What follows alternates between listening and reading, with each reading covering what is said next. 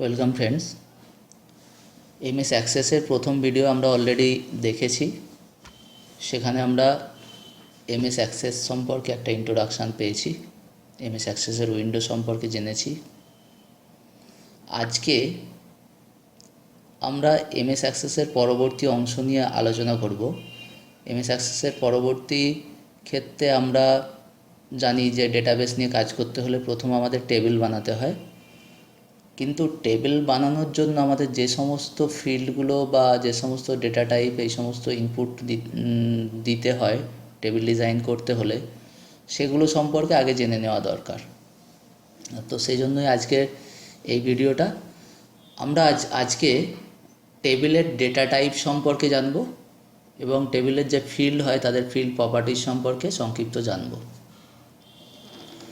এখন আমি এখানে একটা উইন্ডো খুলে রেখেছি। এখানে টেবিল ডিজাইন করার জন্য এই উইন্ডোটা আসবে। উইন্ডোটা কিভাবে আসবে সেটা আমরা টেবিল বানানোর সময় আমরা দেখতে পাবো।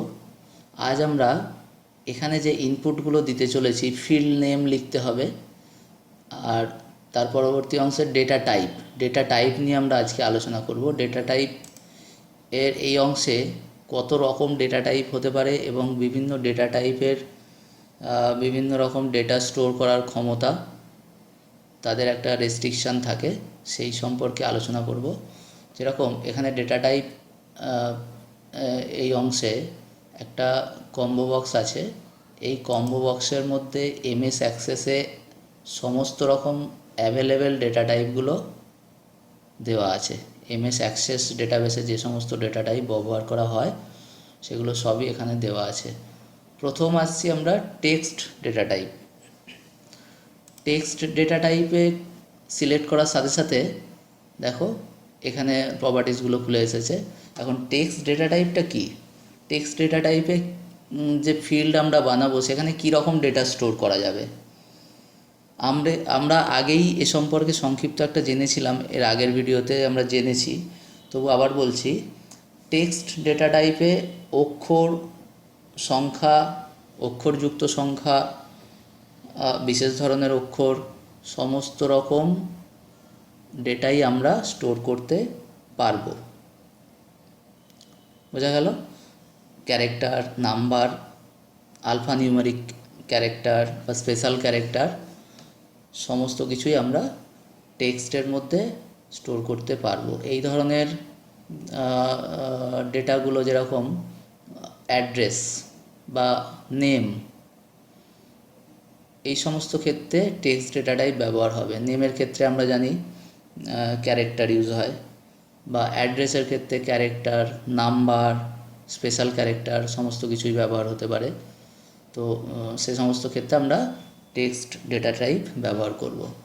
এখন টেক্সট ডেটা টাইপের যে ফিল্ড আমরা বানাবো সেই ফিল্ডের এত রকমের প্রপার্টিজ হতে পারে। এই প্রপার্টিসগুলো আমরা সমস্তগুলো আমাদের ইম্পর্টেন্ট নয় আমাদের ডেটাবেসের জন্য, কিন্তু এর মধ্যে কতকগুলো আমাদের জেনে রাখা দরকার। যেরকম প্রথমেই যে আছে প্রপার্টিটা, সেটা হচ্ছে ফিল্ড সাইজ। ফিল্ড সাইজ এখানে 255 বাই ডিফল্ট থাকে টেক্সট ডেটা টাইপের ক্ষেত্রে।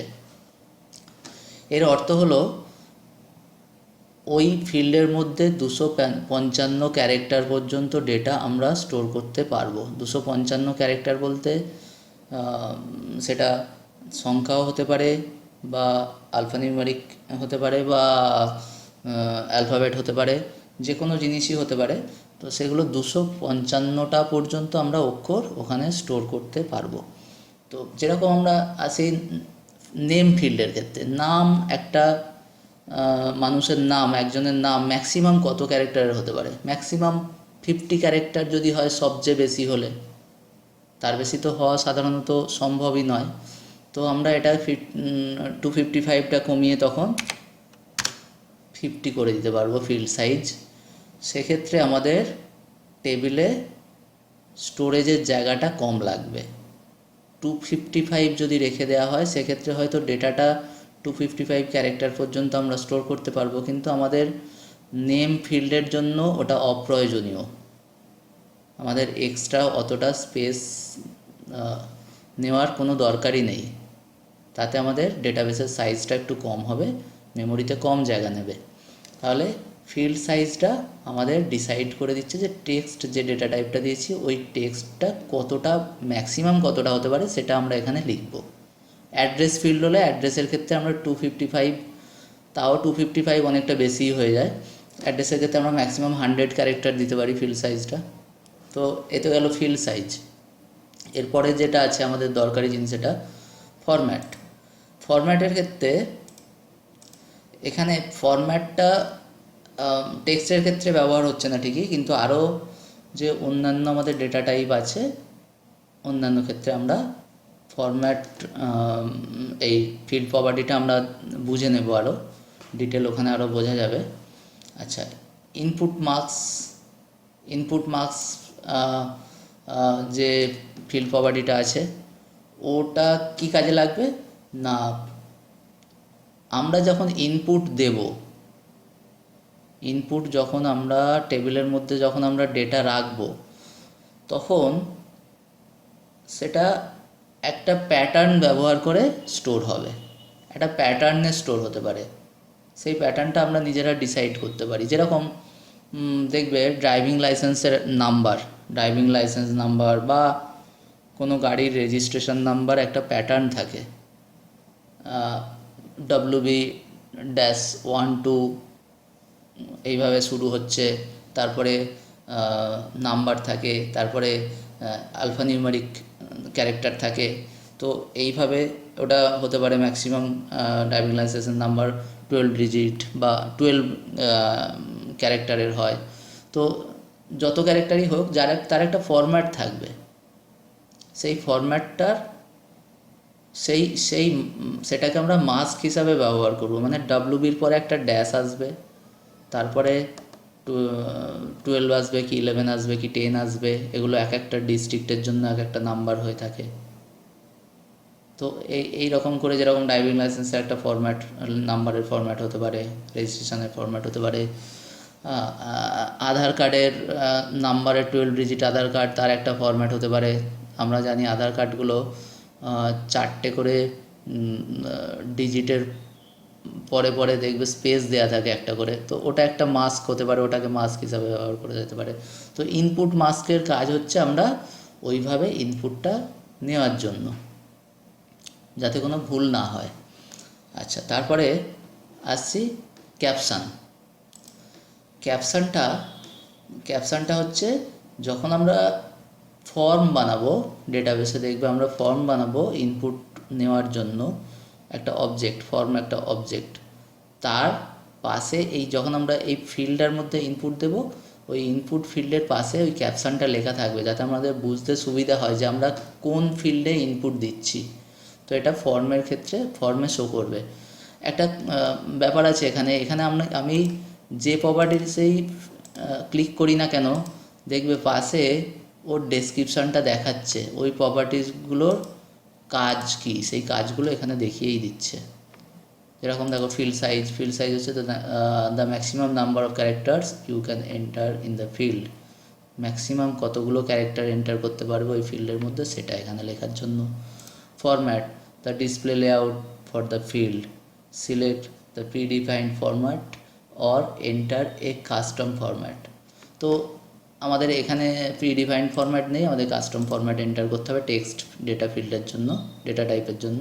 তাই ওটা আমরা নাম্বারের ক্ষেত্রে বা পরবর্তী ক্ষেত্রে যখন আসবে এখানে আমরা দেখাবো।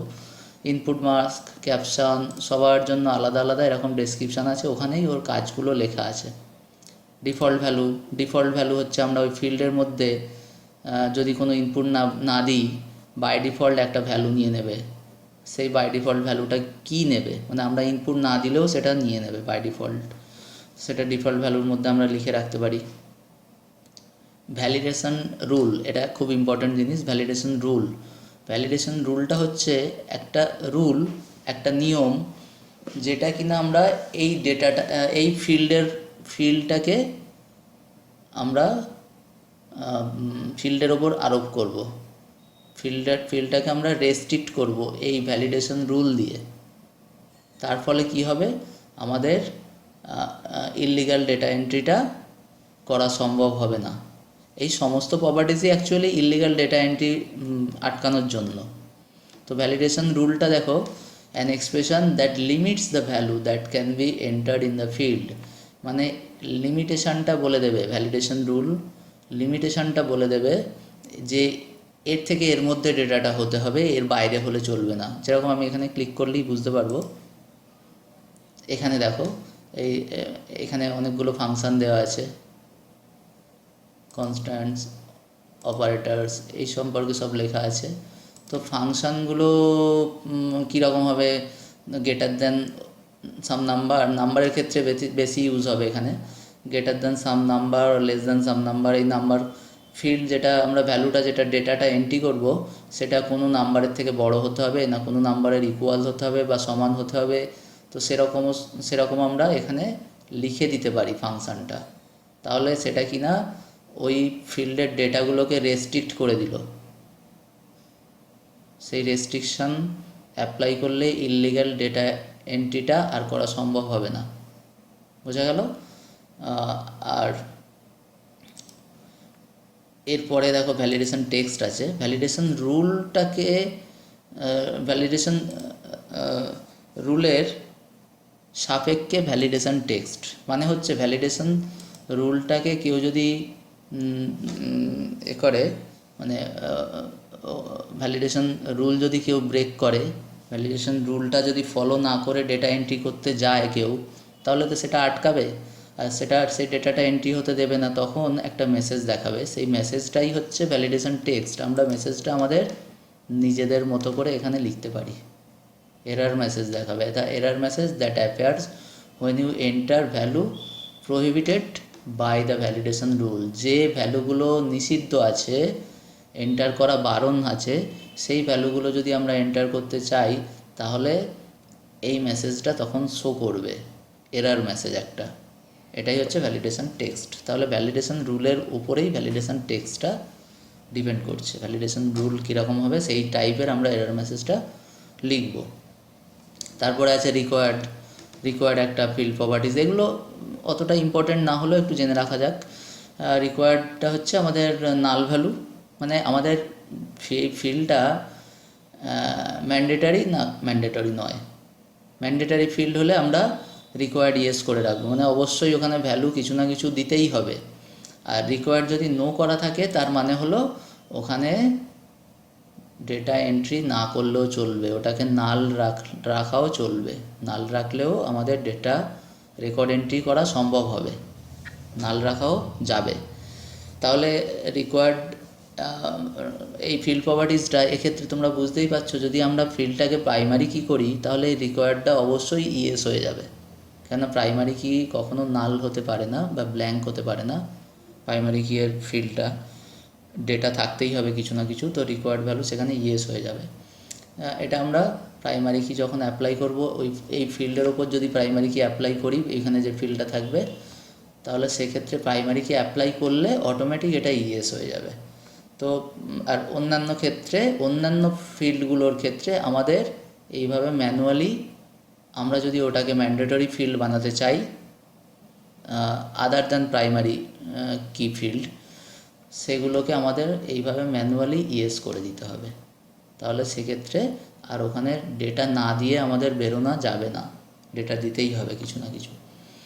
এরপরে যে ইম্পর্ট্যান্ট প্রপার্টিটা হচ্ছে ইন্ডেক্স প্রপার্টিটা বড় বড় ডেটাবেসের ক্ষেত্রে খুবই গুরুত্বপূর্ণ একটা ফিল্ড প্রপার্টি। এখানে বড় বড় ডেটাবেসের ক্ষেত্রে কি হয়, আমরা যখন এখানে কোয়ারি করি ডেটাবেসে কোনো একটা ডেটা দেখার জন্য, যখন এখানে কোয়ারি করি, তখন সেই কোয়ারিটা সার্চ করে ডেটাবেসের মধ্যে, কোনো টেবিলের মধ্যে কোনো ডেটাকে সার্চ করে। কিন্তু টেবিলের সাইজটা যদি অনেক বড় হয়, লাখ লাখ বা কোটি কোটি ডেটা থাকে, সেক্ষেত্রে আমাদের কোনো বিশেষ ফিল্ডকে ইন্ডেক্স করে রাখতে হবে। ইন্ডেক্স করে রাখতে হবে, যাতে কিনা সার্চিংটা খুব কুইক হয়। সার্চিং তাড়াতাড়ি করার জন্যই ওই ইন্ডেক্স প্রপার্টিটা আনা হয়েছে, সার্চিংটা তাড়াতাড়ি করার জন্য। অ্যান্ড ইন্ডেক্স লেখা আছে, and index speeds up searches and storing on the field but May show updates, মানে আপডেটটা স্লো করে দিতে পারে, কিন্তু এটা সার্চিং আর স্টোরিং ডেটা স্টোর বা ডেটা সার্চ করার ব্যাপারগুলো খুব স্পিডে করবে, এটা বাড়িয়ে দেবে, কিন্তু এটা আপডেটটা স্লো করে দেবে। আপডেট স্লো করে দেবে একটাই কারণে, আপডেট করা মানে হচ্ছে আমরা কোনো ডেটাকে চেঞ্জ করছি, তো চেঞ্জ করলে ওই ওই ওই ফিল্ডটা যেহেতু ইন্ডেক্সড, তাহলে ডেটা চেঞ্জ করার সাথে সাথে ইন্ডেক্সিংটা আবার ভেরিফাই হয়, সেই জন্য আপডেটটা স্লো হয়ে যায়। তো কিন্তু এখানে সার্চিংটা খুব কুইক হবে, যার যেহেতু ইন্ডেক্স করা আছে। যেরকম এক্সাম্পল আমরা ধরতে পারি, কোনো বইয়ের কন্টেন্ট হতে পারে, টেলিফোন ডাইরেক্টরি হতে পারে, ইন্ডেক্স করা থাকবে, দেখবে টেলিফোনের ডাইরেক্টরির বইটার উপরে দেখবে ইন্ডেক্সিং থাকে অ্যালফাবেট অনুযায়ী, খুব কুইক। বা ডিকশনারি হতে পারে, ইন্ডেক্সিং করা থাকে যাতে আমরা খুব কুইক একটা ওয়ার্ড খুঁজে বার করতে পারি। তো সেই ধরনের ইন্ডেক্সিং করার জন্য যদি আমরা করতে চাই ওই ফিল্ডকে, তাহলে ইন্ডেক্সটাকে ইয়েস করে দিতে হবে, আর ওই ফিল্ডের ওপর সার্চিংটা কুইক হবে। তাহলে সাধারণত প্রাইমারি কিগুলো ইন্ডেক্সড করা হয়, প্রাইমারি কিয়ের ওপরেই ইন্ডেক্সিংটা করা হয়, ঠিক আছে। তাহলে এই সমস্ত ফিল্ড প্রপার্টি আছে। আচ্ছা, আমরা আর বাকিগুলো অতটা ইম্পর্টেন্ট নয়। আইএমই মোড হচ্ছে ইনপুট মেথড এডিটর মোড, এগুলো সাধারণত লাগে ওই চাইনিজ, জাপানিজ বা কোরিয়ান, এই সমস্ত যে ল্যাঙ্গুয়েজ আছে। আমাদের কিবোর্ডে তো ইংলিশ ক্যারেক্টার লেখা আছে, কিন্তু আমাদের ইংলিশ ক্যারেক্টারগুলোকে কনভার্ট করে ওই সমস্ত ল্যাঙ্গুয়েজে কনভার্ট করে ওখানে ডেটা স্টোর হয়। তো সেই সমস্ত ইউনিকোডের জন্য এসবগুলো লাগে। যাই হোক, আমাদের এগুলো লেস ইম্পর্টেন্ট বলে আমি আর আলোচনা করলাম না। ইম্পর্টেন্ট জিনিসগুলো এগুলো আমরা আলোচনা করেছি। এবার ডেটা টাইপ টেক্সট বলতে গিয়ে এত কিছু হলো, এরপর আসছি memo data type. Memo data টাইপের ক্ষেত্রেও ওই সমস্ত ফিল্ড প্রপার্টিসগুলো আছে, দেখতেই পাচ্ছ। মেমো ডেটা টাইপ সমস্ত কিছুই আছে। মেমোর ক্ষেত্রেও ফরম্যাটে ব্ল্যাঙ্ক আছে, বাই ডিফল্ট কিছু নেই, সিস্টেম প্রোভাইড করছে না আমাদের। আর বাকি সব এই সমস্ত ফিল্ড প্রপার্টিগুলো একই। এখন মেমো ডেটা টাইপের কাজটা কি? মেমো ডেটা টাইপ হচ্ছে টেক্সট ডেটা টাইপের একটা টেক্সটই রাখা হবে, টেক্সট ডেটা টাইপের মতোই, টেক্সটের একটা বড় ভার্জন। মানে টেক্সটটা যখন অনেক বড় অর্থে ব্যবহার করা হবে, অনেক বড় টেক্সট আমরা লিখতে চাইবো, তখন ডেটা টাইপটাকে মেমো করা হবে। এখানে মানে কোনো জিনিস সম্পর্কে ডেসক্রিপশান পর্যন্ত আমরা প্যারাগ্রাফ পর্যন্ত লিখতে পারবো। সেই প্যারাগ্রাফের মধ্যে অ্যালফাবেট, নিউমারিক সমস্ত কিছু থাকতে পারে। তো এটা গেল memo data type. Memo data টাইপে 65,000 পর্যন্ত অক্ষর স্টোর করা যেতে পারে। সেই কারণে এখানে ওই ফিল্ডের লেন্থটা এখানে দেওয়া নেই, ফরম্যাট থেকে স্টার্ট হচ্ছে। আমরা টেক্সটের মধ্যে দেখেছিলাম ফিল্ড সাইজ, কিন্তু মেমোতে কোনো ফিল্ড সাইজ নেই, মানে অনেক বড় ফিল্ড সাইজ হতে পারে। আচ্ছা, এরপরে আসছি নাম্বার কথাটা দেখেই বোঝা যাচ্ছে যে এখানে নাম্বার স্টোর করা হবে। এখন নাম্বার বিভিন্ন রকমের হয়, কিন্তু নাম্বার সে হতে পারে ছোট নাম্বার, বড় number, decimal number, integer number, হ্যাঁ, এই সমস্ত কিছুই হতে পারে। তো যত রকম হতে পারে এইখানে সেগুলো দেওয়া আছে ফিল্ড সাইজের মধ্যে। যেরকম বাইট একটা ছোট ডেটা স্টোর করবে, 1 বাইটের। ইন্টিজারের ম্যাক্সিমাম সাইজ 2 বাইট পর্যন্ত স্টোর করতে পারে ও। এখন এই 1 বাইট 2 বাইট মানেটা কি? তোমরা জানো 1 বাইট মানে 8 বিট, 2 বাইট মানে 16 বিট, লং ইন্টিজার 4 বাইট মানে 32 বিট।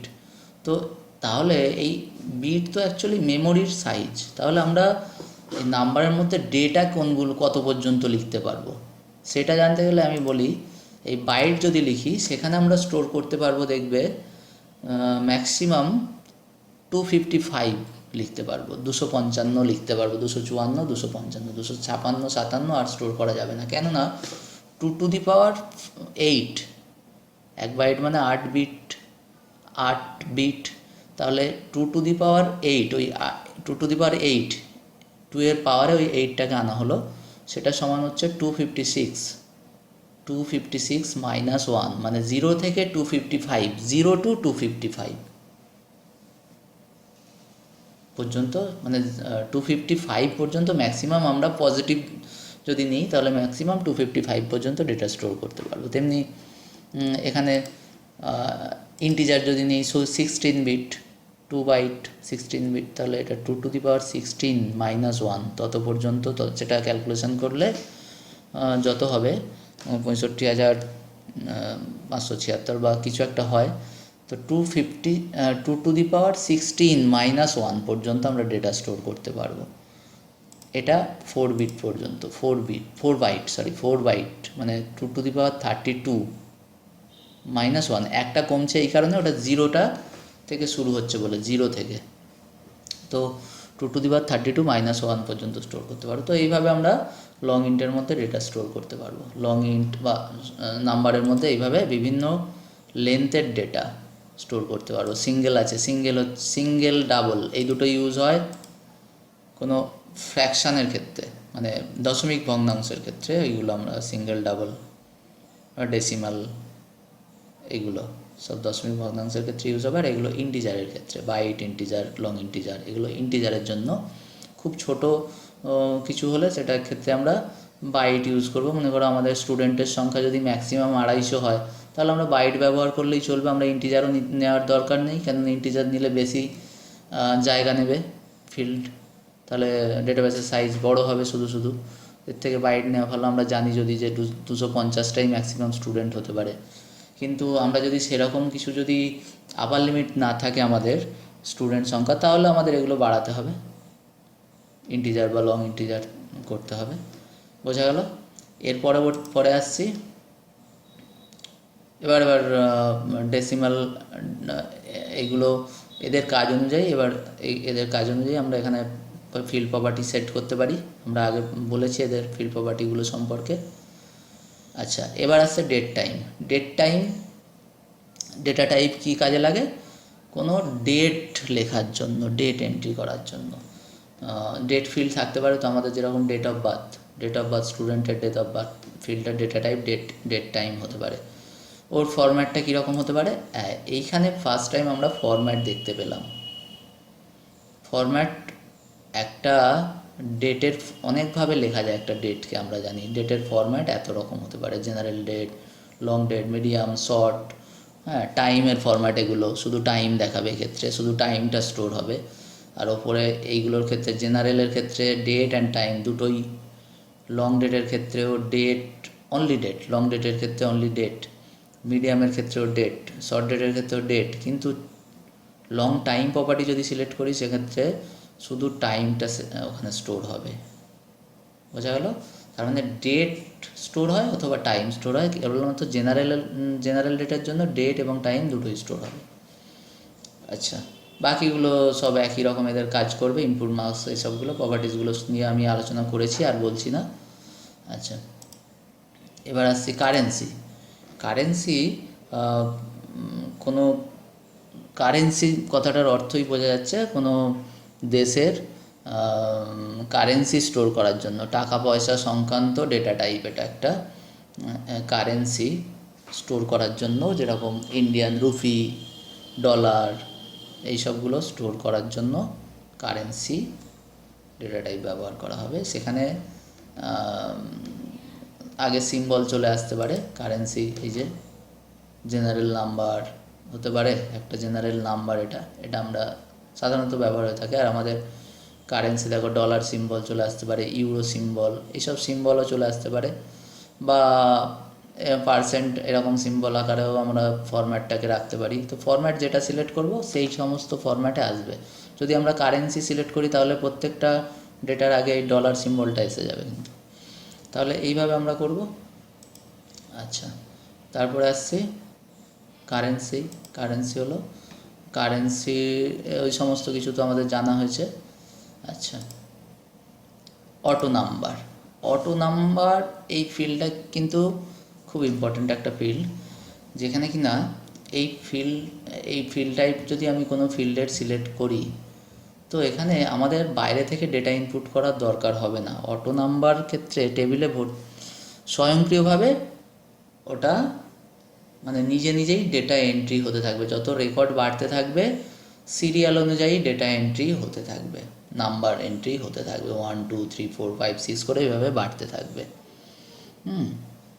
তো ওটা নিজে নিজেই হতে থাকবে। এবার এর ক্ষেত্রে আমরা যদি ফিল্ড সাইজ সিলেক্ট করি, ইন্টিজার, লং ইন্টিজার, এখানেও সমস্ত কিছু পাবো একই রকম। এটা লং ইন্টিজার হচ্ছে, লং ইন্টিজার নেওয়া হচ্ছে এই কারণে অটো নাম্বার ম্যাক্সিমাম ইন্টিজার যদি হয় লং ইন্টিজার নেওয়া হবে সেখানে। আচ্ছা, তাহলে নম্বর ওটা কেননা নাম্বারগুলো এন্ট্রি হতে হতে বাড়তে থাকে, তো সেই কারণে এখানে ম্যাক্সিমামটা নেওয়া হয়ে থাকে। যাই হোক, আচ্ছা এবার আসছে ইয়েস নোটা হচ্ছে একটা বুলিয়ান ডেটা স্টোর করবে। বুলিয়ান ডেটা মানে yes or no, true or false, বা অফ, অন অ্যান্ড অফ, এইসবগুলো ডেটা স্টোর করবে, মানে 1 or 0 এই জাতীয় ডেটা স্টোর করার জন্য ইয়েস নো। কোনো ফিল্ডকে যদি শুধুমাত্র 1 or 0 স্টোর হয় বা ইয়েস অর নো স্টোর হয়, তার ফরম্যাটটা আমরা এখানে দেখতে পাবো। দেখো, ট্রু অর ফলস স্টোর হবে, ইয়েস অর নো স্টোর হবে, নো, অন আর অফ স্টোর হবে, অন অথবা অফ কথাটা স্টোর হবে। তো এই ধরনের স্টোর করার জন্য, এই ধরনের ডেটা স্টোর করার জন্য yes no data type 1 bit জায়গা নেবে মাত্র, এটা খুব ছোট জায়গা নেবে। আচ্ছা, এরপরেরটা হচ্ছে খুব ইম্পর্ট্যান্ট একটা ওএলই অবজেক্ট। ওএলই অবজেক্ট কোনো ফিল্ডকে করা হবে তখনই যখন ওটার মধ্যে একটা ছবি বা একটা আস্ত ডকুমেন্ট বা কোনো একটা মিউজিক ফাইল ওই ফিল্ডের মধ্যে আমরা স্টোর রাখবো। দেখবে আমাদের যখন বাংলা শিক্ষা পোর্টালে আমরা যখন ডেটা এন্ট্রি করি তখন তাদের ছবি আপলোড করা হয়, বা আমাদের যখন আধার কার্ড বানানো হয় আধার কার্ডে বিভিন্ন ছবি আপলোড করা হয়, ফিঙ্গারপ্রিন্ট বলো বা আমাদের ফটো বলো, সেগুলো সব আপলোড করা হয়। সেগুলো তো আমাদের আধার কার্ডে প্রিন্ট হয়ে বেরিয়ে আসে ফটো, তাহলে সেটা নিশ্চয়ই কোথাও ডেটাবেসে স্টোর হচ্ছে, ডেটাবেসের ফিল্ডের মধ্যে। তো সেই ফিল্ডটা ওএলই অবজেক্ট টাইপের হতে হবে, বোঝা গেল? এমনকি এই ধরনের ফিল্ডের মধ্যে আমরা কোনো অডিও, ভিডিও, ডকুমেন্ট, একটা file, document file, word file, Excel file, এই ধরনের জিনিস স্টোর করতে পারি। এটার ফিল্ডের সাইজটা 1 GB, ম্যাক্সিমাম 1 GB পর্যন্ত তথ্য রাখা যাবে। 1 GB সাইজটা কম নয়, 1 GB সাইজ একটা ফিল্ডের জন্য, একটা ডেটার জন্য 1 GB। এবার যদি এরকম 10টা ডেটা থাকে তাহলে 10 GB জায়গা শুধু এই ফিল্ডটাই নিয়ে নেবে। যদিও ওটা হয় না, আমাদের ফটোগুলো ওই কারণে বলা হয়, আমরা যখন ফটো আপলোড করি দেখবে ওখানে ফটো আপলোডের রেস্ট্রিকশান দেওয়া থাকে যে এরকম 50 KBর মধ্যে ফটো হতে হবে, বা আমরা যখন কোনো ফর্ম ফিল আপ করি কোনো কম্পিটিটিভ পরীক্ষার, ওখানে বলা থাকে দেখবে 15 KBর মধ্যে সিগনেচার হতে হবে, আমাদের অনলাইন যে সিগনেচার আমরা আপলোড করি। তো এইগুলো সব, এই ধরনের ডেটাগুলো ওএলই অবজেক্ট ফিল্ডে স্টোর হবে। এইবার যেসব ফিল্ডগুলো আছে আমাদের ডেটাবেসের ক্ষেত্রে এগুলো কম লাগে যদিও, এরপর থেকে এগুলো হাইপারলিঙ্ক একটা ডেটা টাইপ আছে।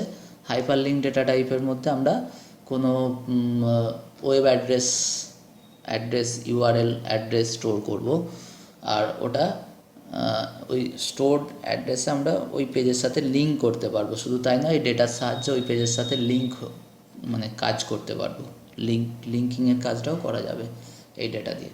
তাহলে ইউআরএল স্টোর করার জন্য এই হাইপারলিঙ্ক।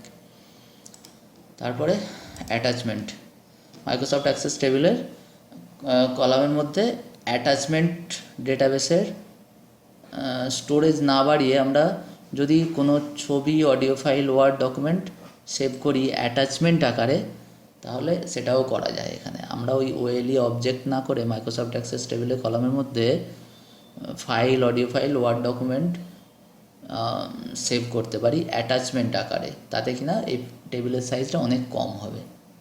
আমরা ডাইরেক্ট ওই ফাইলটাকে স্টোর না করে ওই ফিল্ডের মধ্যে ওটাকে একটা অ্যাটাচমেন্ট হিসাবে স্টোর করতে পারি। হ্যাঁ, 256 MB পর্যন্ত ফাইল অ্যাটাচ করা যায় এখানে, 256 MB পর্যন্ত ফাইল অ্যাটাচ করা যাবে। ঠিক আছে, লুকআপের উইজার্ডের দরকার নেই। তাহলে এই জিনিসগুলো, এই ডেটা টাইপগুলো নিয়ে আমরা কাজ করব।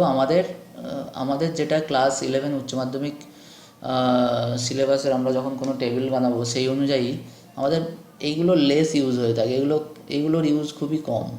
আমাদের বেশি ইউজ হয় এই ওপরের দিকের এই ডেটা টাইপগুলো বেশি ইউজ হবে।